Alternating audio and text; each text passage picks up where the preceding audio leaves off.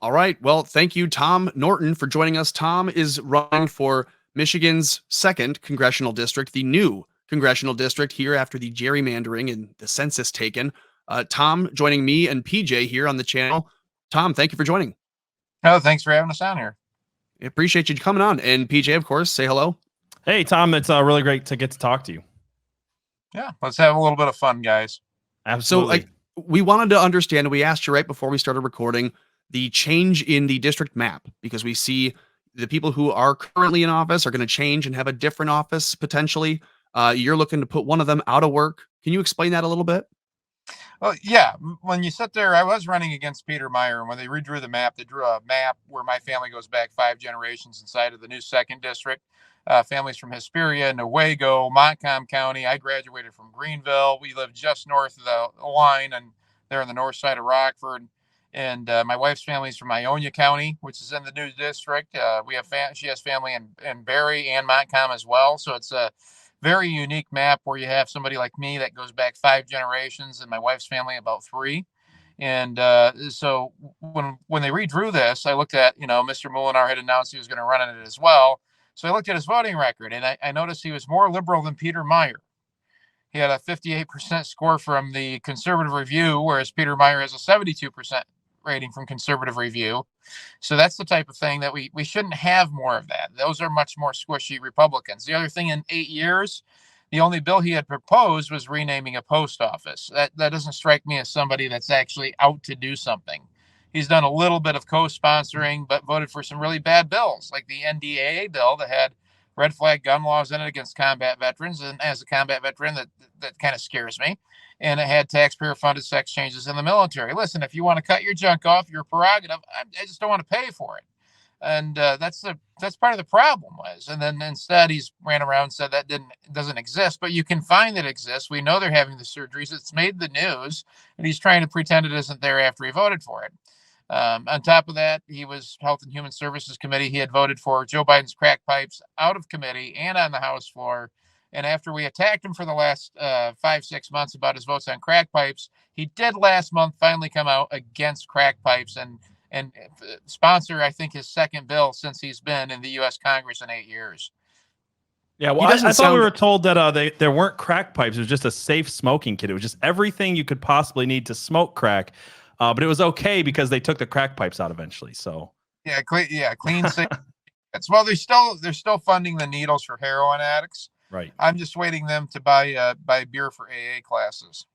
John Molinar's record doesn't sound that different than like Bernie Sanders' record. Not doing a whole lot, no new ballot initiatives, no new policy initiatives, just a bad voting record and a lifetime in an office doing nothing. Well, yeah, in 30 years, he hasn't accomplished much. Actually, the funnier part is the areas that we're performing the best in when we're going to doors are the area he's represented for 8 years, because they're like every other door. They're like, oh, thank God we get to get rid of him. And because it's consistently that he's useless. They're consistently say that he's a nice guy. He just doesn't do anything. And they've grown tired of it. But DC is spending a ton of money to try to keep him because, well, he doesn't do anything. Well, and that's what happens, right? They want to keep the nice guys who won't do anything versus kind of someone who will be a little mean with them. Yeah, the thing is, you can send him back to DC and have Mickey Mouse, or you can send somebody like me to DC and have Rocky Balboa. I mean, there's 2 big differences there. There, matter of fact, he quit doing events and forums here about 3 months ago. He had just decided to start skipping them, because if we ended up at the same forum, there was such a comparing and contrasting between the two of us that he would walk in there with 50% support and the other half like, well, who's this guy and everything else, where he could just gain a little bit of ground without a problem amongst grassroots. But then he'd end up leaving with 95% of the room against him because it was such a comparing and contrasting, and only 5% supporting him. So we kept tearing into his people that he was hoping to lock down. So he just quit showing up to events and decided, well, we're just going to blow money on mailers, advertising, ads, and that's it. And forget knocking doors, guys, because we don't need to, and we'll just spend money and buy this thing. So my team's knocked over 23,000 doors now. So you can watch his team is freaking out. If you guys have driven the center part of the state, you've probably noticed we have a little bit of a footprint here and there. Yeah, no kidding. I have not seen a John Molinar sign, and I live near you or where you would be, Tom. And I've seen a ton of your signs. I have not seen any of his, and I can tell you 23,000 doors is a lot of door knocking. I can tell that from experience. Yeah, I've probably done 8 to 12,000 myself, and then the volunteers quite a bit. This last week here, the last few days, we're burning 500 to 1,000 flyers a day in door knocking. I'll be knocking doors again here for a little bit, right up in Shepherd, actually. I was just working my way over, dropping off some signs and flyers to volunteers along the way, and then I'll be up there and I'll probably knock for a good 3-4 hours a night, get to 50 to 100 doors myself. And so, I mean, we're working through it. We're not going to get to every door, but if we keep working it, and we hit enough doors here, we should be able to maybe pull off a great upset. And then tomorrow I'll be knocking doors in Whitehall before I go to the Holton Parade. So, I mean, there's some big differences. We've been asking Molinar to debate for months, and he only shows up to fundraisers if you pay him and maybe a parade. Last night, they finally scheduled a debate, and he's like, well, I'm in Washington, D.C. We're in session. And he had no votes yesterday. He has no votes today. He had no votes the day before, and none of his committees were meeting the last 3 days. So he could have easily made it back to the district for a compare and contrast, but he doesn't want to do that because if people view the differences or see that, he's done. What's been the number one thing that people have told you when you're door knocking, when you're meeting people, when you're meeting constituents and you have a conversation with them? What's been the thing that you're hearing over and over? Is there any one thing that you hear consistently? Gas, inflation, and they're tired of Republicans not fighting. They just view the Republican Party as weak, and they're tired of just sending these guys there. So what's interesting, it's a perfect compare and contrast. The biggest difference is, though, you're still up against, almost $3 million that he spent. And an incumbent, if he was comfortable and we weren't within striking distance of either being ahead or behind, he wouldn't spend $3 million. And we all know that on campaigns. Well, that was my next question is how much are you spending in comparison to him? Because I saw the figure publicly for him and I did not see one for you. I think that report's filed. You can pull it up. I think we're right around 245 to 300 and some odd thousand right in there. Wow. Well done. We're so not 3 million though. Right in there. Well, that's a good sign that you wouldn't need and you would only be using a fraction. That's kind of what we're going for, right? You'd want to that's what I meant by it. Yeah. A fraction of it. A tenth of the price, but you're seeing more of your yard signs. You're seeing, more of a grassroots campaign instead of just big donor money, which is definitely something that we like to see. So best part, I did this one earlier. I'm going to share this with you guys. He sent out this mailer. So I just did a Facebook Live video. He wants to prohibit the use of taxpayer funding for elections. Okay, so he's going to put an end to fracking, or franking is what they call it, right? But here's the best part. Here's also a mailer sent by him. Clearly a campaign mailer, right? It's paid for by official funds authorized by the House of Representatives. So he's going to spend those dollars so long as he has access to them, but he wants to cut them off if you'll believe that he would. I don't believe he would because he's spending them, like you said.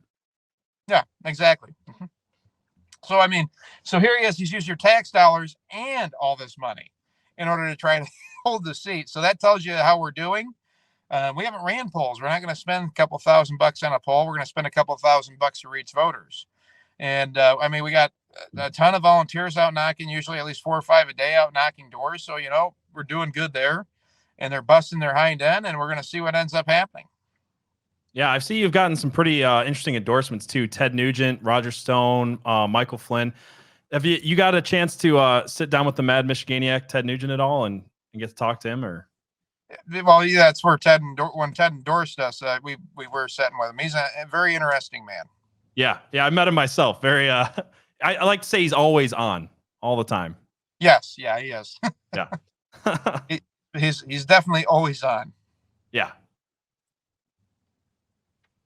So, Tom, what would you want the people to know before this primary on the 2nd? We're coming up on it. You got a few days left.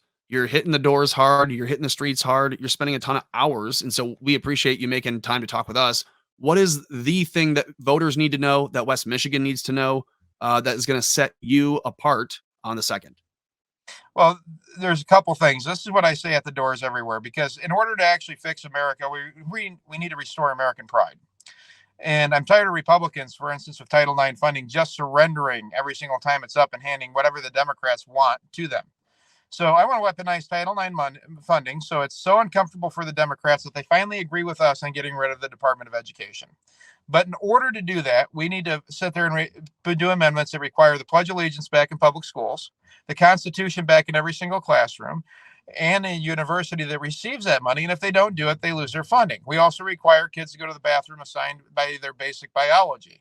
Sorry, end of day, this is sexual assault on kids. This is predatory practices. These kids still think they're dogs, cats, and unicorns when they're 8 years old. So sit there and say they don't know their gender. That is somebody sitting there and manipulating them and actually mentally assaulting them. There are laws against that. These people should be prosecuted as a crime. It's become ridiculous. On top of that, we need to truly address our spending to address inflation. We need to make sure we do one vote, one bill legislation. So instead of bills that are 6 feet tall that we can't read, they're this tall. That way the bills have to pass on their own merits. It's not going to get rid of all the pork, but it's going to get rid of at least 80 to 90% of the pork, saving 22% on each one of these bills without a problem. That way we don't have a road getting funded in California for a dam that broke in Midland, for an example. Right. This is the type of stuff that goes on inside these bills. We should be voting on clean bills, one vote, one bill legislation, and doing zero-based balance budgeting so we can control our inflation. The other part, we need real energy independence. We always talk about oil refineries pumping more oil. We need to expand, for instance, like industrialized hemp. Industrialized hemp you can't smoke, but it can create plastics. It can replace plastic bottles. It can replace what we are manufacturing phone cases out of, clothes, nylons, things of that nature, and it's cheaper because our oil part isn't so much our energy consumption from driving. It's that 85% of the oil is used for all these nylons and everything else. Now, we're not changing the nylon industry, but we can change our oil dependency by shifting the economy over to something that would reduce farm subsidies itself and make the farmers have a new cash crop that can grow on garbage soil. I like that idea. Yeah, I love that. It's interesting that you say, that they have John Molinar spending both campaign dollars and extra money. I'm sure he's got access to different PACs. He's spending a total of $3 million, and I'm sure more. And that's all to do nothing. Like you said, he's not voting on anything. He's got no meetings, committees, nothing. And he's kind of just holding the seat hostage so that it will not be impactful or effective. It's an R+30 seat. It deserves Rocky Balboa, not Mickey Mouse. Well, that's what we got. We got more people wanting to pack a punch, and we just need a boxer. We need someone to go and swing. Yeah, pretty much. I intend on getting a black eye that at least I know I'm going to be able to fight. That's where the biggest differences come in on this. Yeah. So you said, we need to tackle inflation, get rid of some of the pork barrel spending. It made me think of this. What was it called? The Inflation Reduction Act. If you had a chance to look at this, it's essentially the Green New Deal repackaged as something to fight inflation and mentions inflation almost nowhere at all in the bill. I've only done minimal reviewing to it. And the thing is, if we're going to fight inflation, we can do this very easily. We need to, most of our national debt is actually owed to the American people, the overwhelming majority of it. $18 trillion is actually owed to the Social Security Trust Fund, these IOUs. If they had never touched the Social Security Trust Fund, today people could retire at 62 years of age with $67,000 a year. They wouldn't need to save for retirement. The problem is they kept stealing from it. So if we're going to really address inflation, we need to base our currency off gold or oil or some type of natural resources that exists in order to stabilize that currency so it's no longer fiat money. And it's going to increase its value, thereby decreasing inflation. The next thing that we have to do is truly reform the national budget through things like partial privatization of Social Security. We need to copy a country like Argentina, who goes through. Chile, who went through and they did this partial privatization in 1991, and the world laughed at its retirement system. And today, it's considered one of the top 10 retirement systems in the planet. And what that is if you're a bus driver, work all your life in today's system in the United States, and you die at age 62. None of your money goes to your immediate relatives. It's poof into la la land because of how much they've borrowed against it. So what we need to do with that program is with the partial privatization, if you passed away, that money, 80% of it would be instantly inherited to your children or immediate family members. The other 20% would be maintained for people on disability and people who are survivor benefits. By doing that, we also should pass a constitutional amendment to protect it so they can't steal from that anymore unless there's an actual declared war. So that way they can't sit there and just do conflicts to borrow against it, forcing them to actually come back within their means and looking at some of these other programs that they're funding. Like we have groups of DIA, CIA. That's a duplicate organization. We can reduce that to one intelligence agency right there, saving ourselves probably close to $1 billion a year, and start going through these line items and reducing that federal budget and the spending in a few of these areas and push these folks back into the private sector. The other part is reforming our healthcare system where you can purchase it across state lines. We should be removing the cap where you can't make groups or organizations to form and purchase insurance at bulk rates. And then the only thing the federal government should be operating in is an interstate exchange system for your health insurance after you purchase it across state lines, and make it easier for doctors to do the billing, which would reduce the cost and overhead for the doctors. The other part that we have to do is sit there and make sure that they do this interchange for record keeping, so that with your permission, the doctor can access your medical history, which creates backdoor tort reform, because now we aren't misdiagnosing patients, and it's harder to actually harm somebody accidentally and then just have an override for emergency rooms, which again would save more lives and create a much cheaper healthcare system. Along with purchasing medicines across borders where we have countries with free trade, we should allow the purchase of medications that way. And that's going to reduce healthcare as well. The next thing you know, you'd have the community doctor making a comeback here in the United States. That sounds great to me. What would you say, just a random question here, what's your thought on the death penalty?